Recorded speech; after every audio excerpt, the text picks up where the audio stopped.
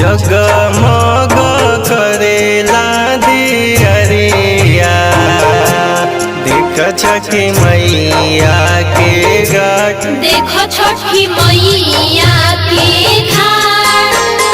बड़ा मन भावे सूरज मुरतिया लागे नोनहर के घाट। लागे नोनहर के घाट। जगमग जरेला दियरिया देख छठी मैया के घाट। देखो छठी मैया के घाट।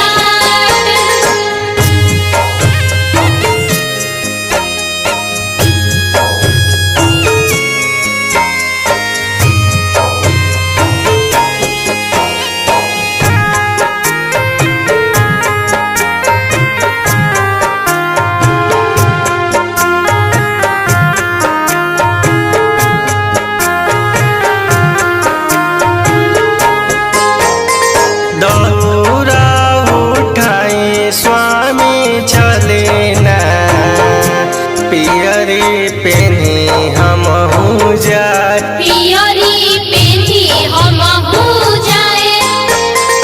उखिया उठाई देवजी चलेना सिंदूरा ले ले हमहू जाए। सिंदूरा ले ले हमहू जाए। जगमग जरेला दियरिया देख छठी मैया के घाट। देखो छठी मैया के घाट।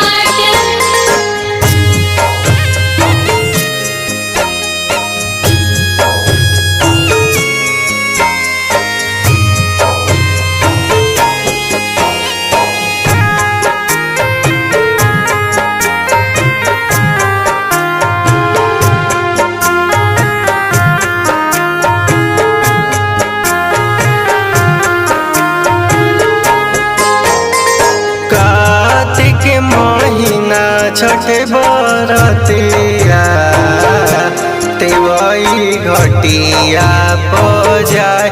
तिवई घटिया पे जाए। बनी ना चिंटुआ बाबू कहरिया छोटे राजा संगे संगे जा।